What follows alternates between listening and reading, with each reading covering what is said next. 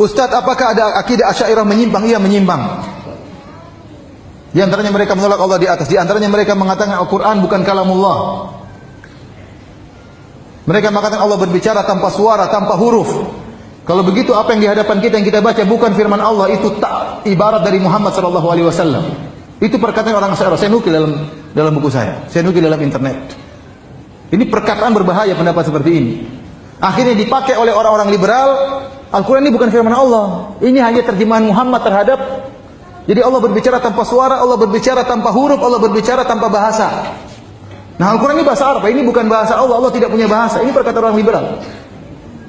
Berarti ini terjemahan Muhammad. Nah, Muhammad waktu menerjemahkan bahasa Allah penuh kekurangan. Dia manusia, berkaitan dengan kondisi dia tatkala itu 1400 tahun yang lalu.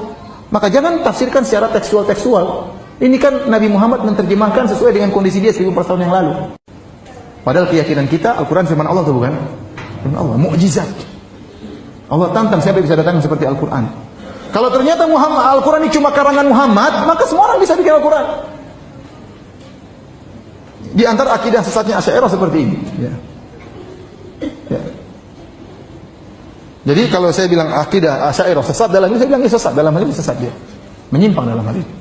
Kemudian menakwil banyak ayat-ayat sifat-sifat Allah Subhanahu wa taala. Seperti tadi, Allah di atas, kalau Allah berarti begini. Allah tidak boleh menempat dan tidak boleh mewaktu, tidak boleh berkaitan dengan waktu. Gimana tidak boleh berkaitan dengan waktu? Dalam Al-Quran banyak. Wa idz qala rabbuka, tatkala Allah berfirman, tatkala itu semua ada waktu atau tidak? Ya, itu dia. Bagaimana maksudnya tidak berkaitan dengan waktu? Maksudnya apa? Waktu Allah berbicara dengan Nabi Muhammad SAW terus tidak berkaitan dengan waktu, maksudnya bagaimana? Terangkan kepadaku. Terangkan kepada kita, maksudnya Allah tidak boleh berkaitan dengan waktu, maksudnya apa? Itu ayat kita buang semua.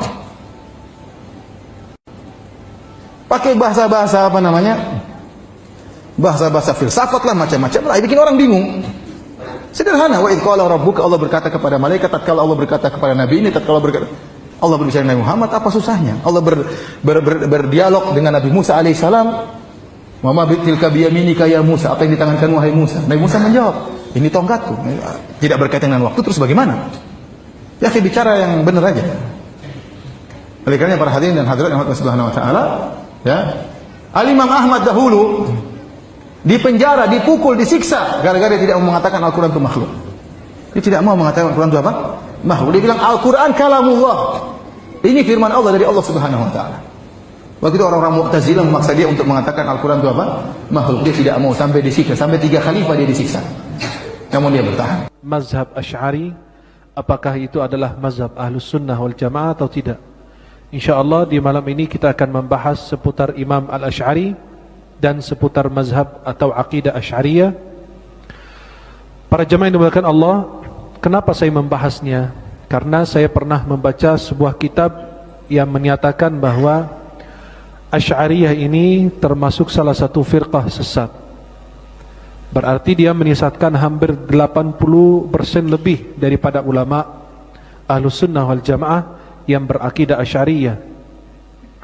Para jamaah yang dimuliakan Allah Subhanahu wa taala, Ahlus Sunnah wal Jamaah, Imam Ibn Subki mengatakan dalam kitab Syarah Aqidat Ibnul Hajib, bahwasannya beliau mengatakan, i'lam anna Ahlus Sunnah wal Jamaah, ketahuilah bahwasannya Ahlus Sunnah wal Jamaah mereka sepakat dengan satu i'tiqad, satu keyakinan tentang 3 hal. Apa yang wajib, apa yang diperbolehkan, apa yang mustahil bagi Allah Subhanahu wa taala. Walaupun caranya berbeda-beda, prinsipnya berbeda-beda, tapi semuanya tujuannya adalah mensucikan Allah daripada segala kekurangan. Beliau membagikan Ahlus Sunnah wal Jamaah ada 3 kelompok. Pertama adalah Ahlul Hadith. Kelompok Ahlul Hadith, mereka ini yang selalu berdalil dengan Al-Quran, Sunnah Rasulullah, dan ijma' para ulama. Yang kedua adalah Ahlun Nadharil Aqli. Mereka yang selalu punya pandangan dan selalu menggunakan akal untuk berusaha memahami ayat Allah, hadis Rasulullah sallallahu alaihi wasallam. Dan mereka ini adalah Asy'ariyah wal Hanafiyah. Asy'ariyah dan Hanafiyah itu disebut Al-Maturidiyah. Dan syekhnya kaum Asy'ariyah adalah Abul Hasan al-Asy'ari, dan yang Maturidiyah adalah Abu Mansur al-Maturidi. Kemudian para jamaah yang dimuliakan Allah Subhanahu wa taala, yang ketiga adalah ahlul wijdani wal kasyf, yang tersebut ahli tasawuf, ahli tariqat. Maka yang pertama adalah ahlul hadis, yang kedua adalah kelompok yang selalu menggunakan akal dengan memahami ayat Allah, hadis Rasulullah SAW. Dan mereka ini adalah dua, Asy'ariyah dan Maturidiyah. Yang ketiga adalah orang ahli tasawuf. Kemudian Imam Muhammad Ahmad As-Safarini Al-Hanbali, beliau mengatakan bahwa Ahlus Sunnah wal Jamaah ada 3 kelompok atau 3 firqah. 3 firqah ini termasuk Ahlus Sunnah wal Jamaah. Tidak bisa kita katakan mereka kafir atau fasik atau di luar jalur Ahlus Sunnah wal Jamaah. Pertama adalah yang disebut Al-Athariyah. Guru mereka atau imam mereka adalah Imam Ahmad bin Hanbal radhiyallahu anhu. Yang kedua adalah Al-Asy'ariyah. Imam mereka adalah Imam Abul Hasan al-Asy'ari radhiyallahu anhu. Yang ketiga adalah Al-Maturidiyah. Imam mereka adalah Abu Mansur al-Maturidi. Loh, kenapa di sini disebut 3 kelompok? Pertama ahlul hadis atau al-athar, gurunya Imam Ahmad bin Hanbal. Yang kedua adalah Asy'ariyah, Abul Hasan al-Asy'ari. Yang ketiga adalah Maturidiyah, Abu Mansur al-Maturidi. Loh, kenapa di sini enggak dimasukkan ahlu sufiyah atau tasawuf? Karena beliau tidak menyatakan bahwa orang tasawuf ini di luar akidah Ahlussunnah wal Jamaah, tidak. Tapi karena beliau berbicara tentang firqah yang berkaitan dengan akidah. Kalau ahli tasawuf tidak pernah punya akidah sendiri, mereka selalu mengikuti akidah di antara salah satu di antara 3 ini, Athariyah atau Asy'ariyah atau Maturidiyah. Maka beliau tidak menyatakan tasawuf akidah ini, enggak, karena mereka ikut salah satu di antara 3 ini. Dan tasawuf ini adalah yang berkaitan dengan tazkiyatun nafs, tentang membersihkan jiwa kita, diri kita, hati kita, lisan kita, pikiran kita. Kemudian para jamaah yang dimuliakan Allah Subhanahu wa taala, semua kita selalu mendengarkan tentang akidah Asy'ariyah atau Imam Abul Hasan al-Asy'ari, salah satu ulama besar yang kita selalu dengar nama beliau, bahkan disebut di hadapan kita terus, atau disebut akidah Asy'ariyah, atau orang ini akidahnya Asy'ariyah, mazhabnya Syafi'i. Kalau di Indonesia dibilang akidah Asy'ariyah, madhabnya, fikihnya adalah mazhab Imam Syafi'i radhiyallahu anhum ajma'in. Ketahuilah bahwa pengikut Imam Al-Asy'ari ini ulama, hampir seluruh ulama Ahlussunnah wal Jamaah. Dari kalangan ulama akidah ada, dari kalangan ulama tafsir ada, dari ulama yang mensyarah sunnah hadis Nabi ada, kemudian ulama hadis, kemudian ulama usul fikih, kemudian ulama bahasa Arab, nahwu sarf. Semua hampir mayoritas ulama Ahlussunnah wal Jamaah mereka berakidah Asy'ariyah. Di antaranya ada Imam Abu Ishaq al-Isfarayini, kemudian Abu Nu'aim al-Asfahani, ada Syekh Abu Muhammad al-Juwaini, salah satu ulama dalam bidang usul fikih, Imam al-Ismaili, Imam al-Baihaqi, Imam ad-Daraqutni, Al-Khatib al-Baghdadi, Abul Qasim al-Qushairi yang punya risalah namanya Risalah al-Qushairiyah. Kemudian Imam Abu Ishaq al-Shirazi, salah satu ulama mazhab fikih, Al-Imam al-Ghazali, Imam Abul Wafa Ibn Uqail al-Hanbali, Imam Ibn Asakir, Imam Al-Qadhi Iyad al-Maliki, Imam Nawawi, Imam Ar-Razi, Imam Qurtubi, Imam Al-Izz ibn Abdissalam, dan Abu Amr ibn al-Hajib, salah satu ulama usul fikih, Imam Ibn Daqiq al-Id, salah satu ulama fikih, Taqiyuddin ibn Subki, Imam Zainuddin al-Hafidh Zainuddin al-Iraqi, beliau yang mentakhrijkan hadis kitab Ihya Ulumuddin Imam Al-Ghazali, Imam Ibn Hajar al-Asqalani yang mensyarah Sahih Bukhari dan menamakan kitabnya Fathul Bari Syarah Sahih Bukhari.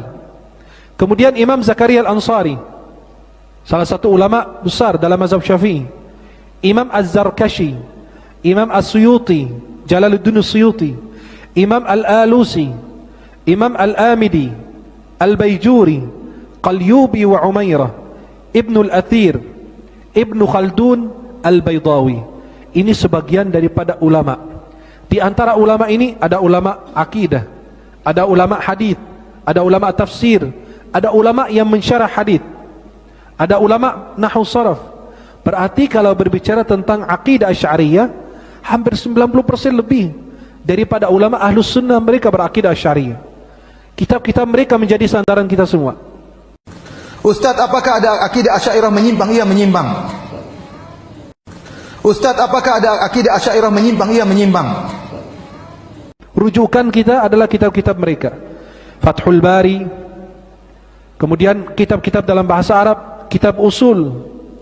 Kemudian Imam Al-Juwaini dalam kitab Al-Waraqat, Matnul Waraqat, itu dalam bidang usul fikih. Dan ulama-ulama lainnya. Imam Al-Ghazali menjadi rujukan dalam bidang usul fikih, punya kitab.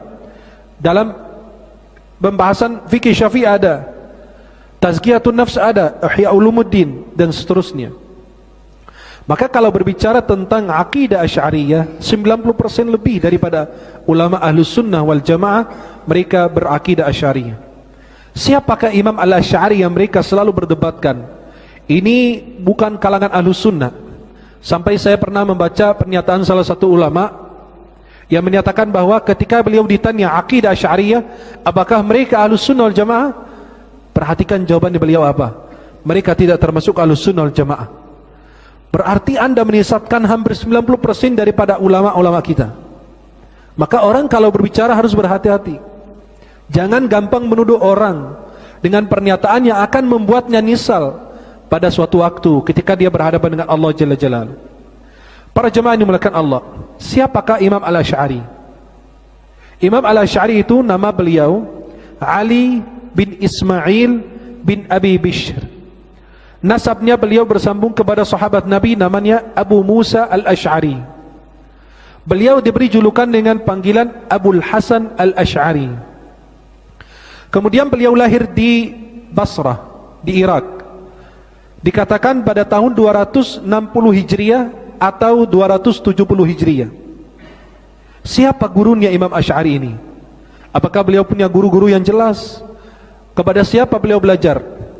Pada awal hayatnya beliau berguru atau mempelajari akidah Mu'tazilah.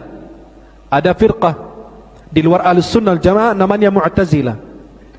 Beliau berguru dan belajar akidah I'tizal atau Mu'tazilah daripada ayah tirinya bernama Abi Ali Al-Jubba'i. Beliau ini Ali Al-Jubba'i ini orang berakidah Mu'tazilah dan salah satu ulama Mu'tazilah. Dan ini adalah ayah tirinya Imam Abul Hasan Al-Asy'ari radhiyallahu anhu. Beliau dari sejak kecil belajar akidah Mu'tazilah.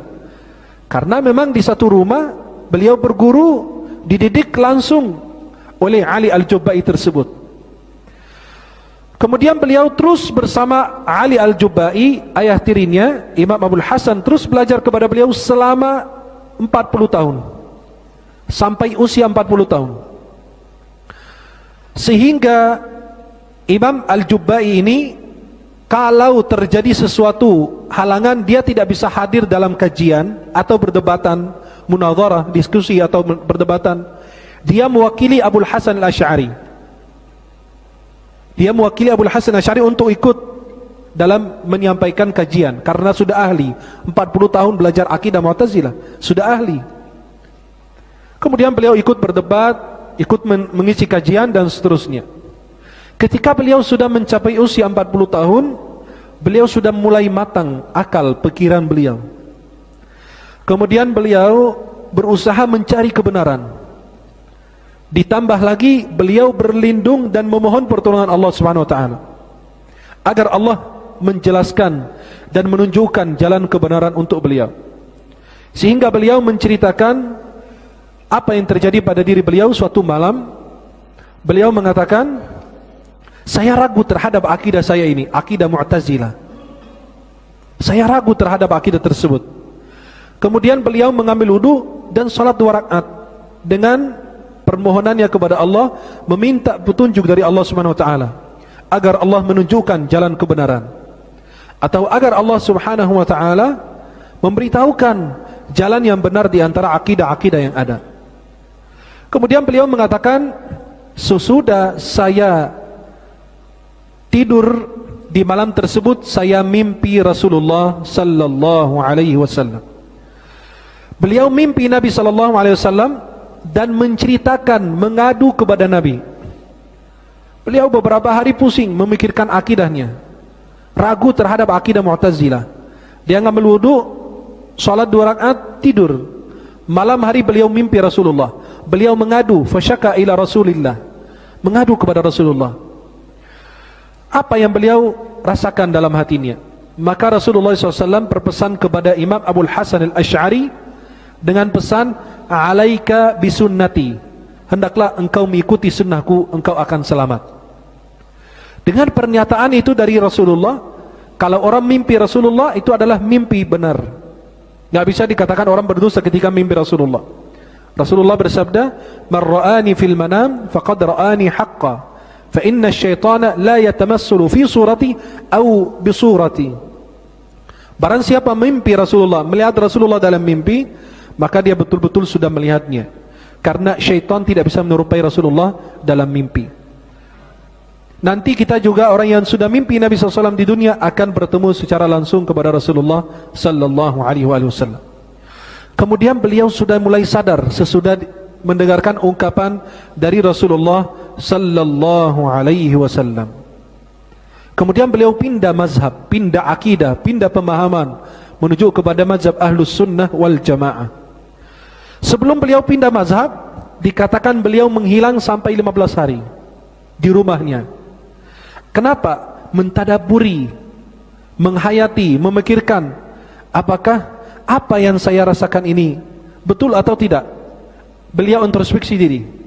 Selama 15 hari, mutar-mutar di pikiran beliau, apakah akidah yang saya ikuti itu benar atau tidak.